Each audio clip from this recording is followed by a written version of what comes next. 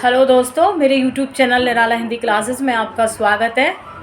अच्छे होंगे मित्रों आप लोग। तो आज एक नए विषय पर बात कर रहे हैं। जयशंकर प्रसाद का एक नाटक है ध्रुव स्वामिनी, उसके ऊपर बातचीत कर रहे हैं। नेट में तो लगा ही हुआ है, लेकिन ये BA पार्ट थर्ड में महाराजा सूरजमल विश्वविद्यालय राजस्थान, भरतपुर राजस्थान का जो कोर्स है उसमें भी लगा हुआ है। तो उन सभी के लिए ये वीडियो काम का है, उपयोगी है। तो आप देखिए प्लीज़, और अगर आपको पसंद आए तो थम्स अप देके ज़रूर जाएं आप। तो बात करते हैं जयशंकर प्रसाद के नाटक ध्रुव स्वामिनी के बारे में। जयशंकर प्रसाद बहुत ही प्रतिभाशाली साहित्यकार माने जाते हैं, बहुमुखी प्रतिभा के धनी माने जाते हैं। इनका जो समय है वो 1889 से 1937 ईस्वी का रहा है, और उन्होंने उत्कृष्ट नाटकों की रचना की है।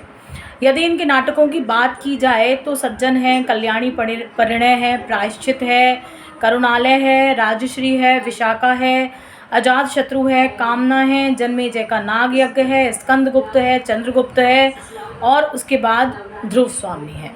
तो ध्रुव स्वामिनी इनका अंतिम नाटक है, ऐसा आप मान सकते हैं। 1933 ईस्वी में ध्रुव स्वामिनी की रचना इनके द्वारा की गई थी।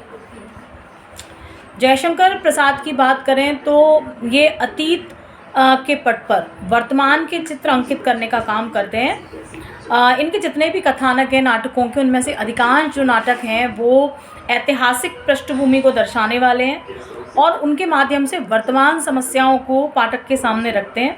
भारतीय संस्कृति के प्रति इनका गहरा लगाव जो है वो इनके नाटकों में दिखाई देता है।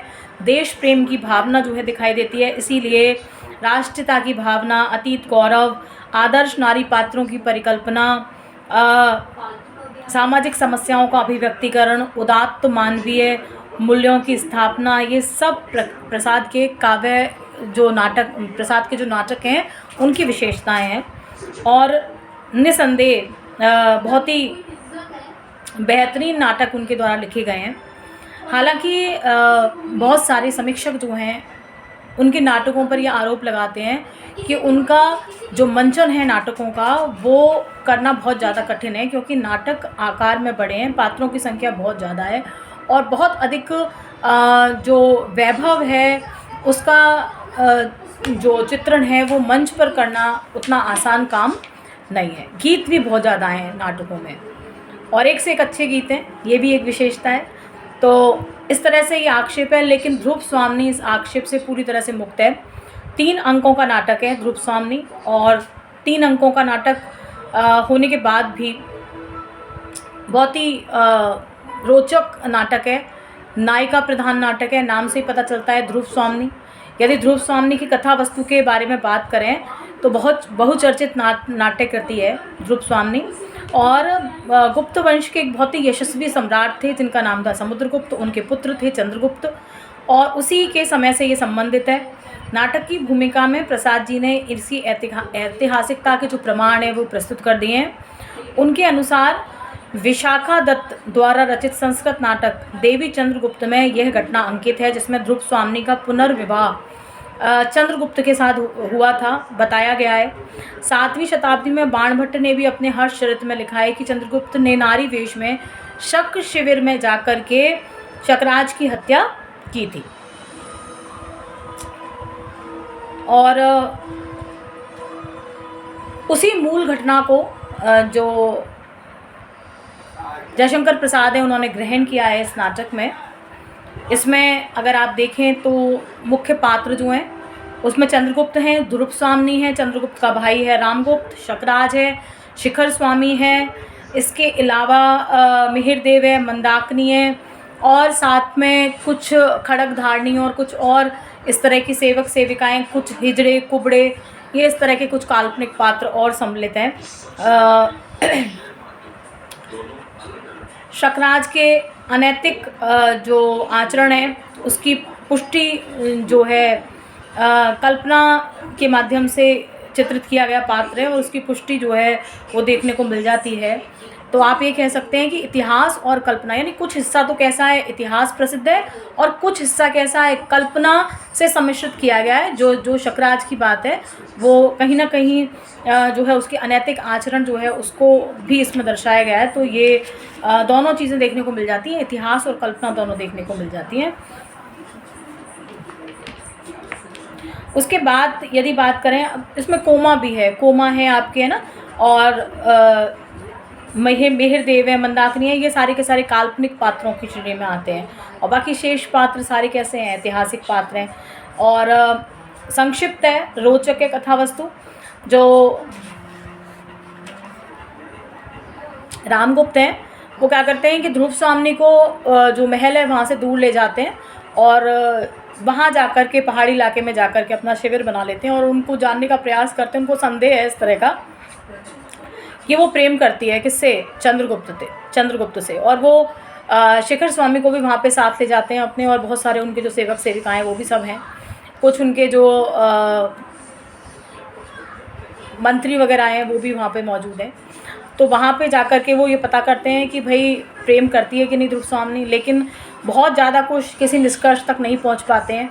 खड़गधारणी बहुत प्रयास करती है, कुछ तरह के प्रश्न पूछती है ध्रुव स्वामी से जिससे स्पष्ट हो जाए, लेकिन ऐसा कुछ हो नहीं पाता। वहीं जो शिखर स्वामी हैं उनको लगाया जाता है चंद्रगुप्त के पास कि चंद्रगुप्त से पता करें कि वो ध्रुव स्वामी से प्रेम करता है या नहीं। लेकिन ठीक ऐसा ही वहाँ पे भी होता है कि वो पता नहीं कर पाता कि ध्रुव स्वामी से वो प्रेम करते हैं कि नहीं करते हैं। इस तरह से जो है जो शिखर स्वामी हैं वो बताते हैं उनको कि कुछ खास जानकारी नहीं मिल पाई है। इसी बीच में जो है एक संदेश आता है उनके पास, संधि का प्रस्ताव है कि उनके शिविर को घेर लिया गया है। पहाड़ी इलाके में चारों तरफ से घेरने वाला शकराज है।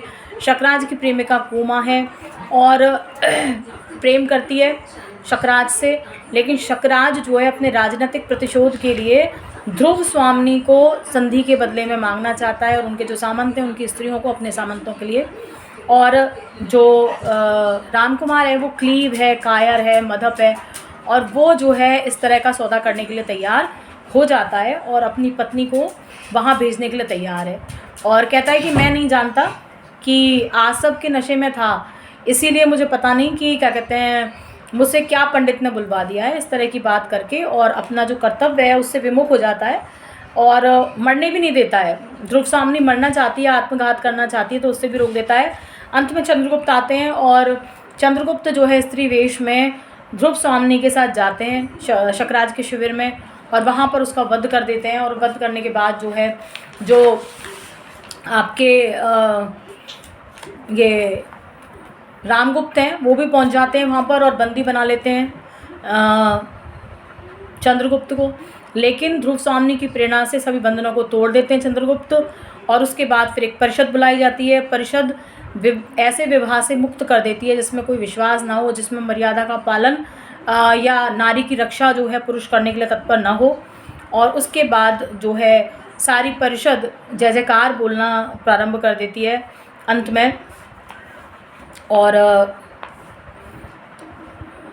साथ ही जो रामगुप्त हैं वो चंद्रगुप्त को मारने का प्रयास करते हैं और उसके चक्कर में एक सामंत जो है उनको मार देते हैं। इसी के साथ जो है वो समाप्त हो जाता है और सभी लोग, परिषद जो है समाप्त हो जाती है और सभी लोग जैसे कार्य करने लग जाते हैं। यदि नाटक की बात करें तो 3 अंकों में विभाजित है नाटक। बहुत ही रोचक, संक्षिप्त और गतिशील कथा वस्तु है, बड़ी आसानी से मंचित हो सकता है। यदि अन्य नाटकों की तुलना करें ध्रुव स्वामी नाटक की तो देखेंगे आप कि भाषा बहुत ही सरल और प्रभावपूर्ण है।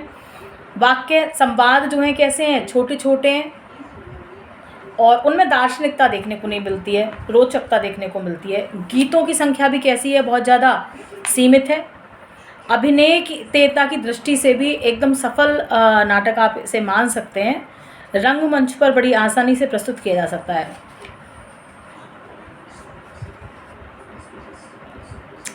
पात्रों की संख्या सीमित है जो अभिनय नाटक के लिए आवश्यक होती है। इस नाटक का जो मुख्य उद्देश्य है वो नारी संबंधी समस्याओं को प्रस्तुत करना है और नाटककार अपने उद्देश्य में पूरी तरह से सफल होते हुए दिखाई देते हैं। एक स्थान पर ध्रुव स्वामी कहती हैं कि यदि तुम मेरी रक्षा नहीं कर सकते, अपने कुल की मर्यादा, नारी गौरव नहीं बचा सकते, तो तुम मुझे बेच भी नहीं सकते। इस तरह का प्रखर विरोध जो है वो ध्रुव स्वामी प्रकट करती हैं काव्य के इस नाटक के माध्यम से। तो इस तरह से अगर आप देखें तो बहुत ही उत्कृष्ट नाटक आप मान सकते हैं जयशंकर प्रसाद कृत ध्रुव स्वामी को। और आशा है आपको वीडियो पसंद आएगा और आप लाइक करेंगे, शेयर करेंगे। दोस्तों वीडियो को बैक ना करें, पूरा देखें यदि आप देख रहे हैं, और इस तरह से थोड़ा सा सहयोग मेरा करें आप। आशा है कि आप मुझे निराश नहीं करेंगे। धन्यवाद।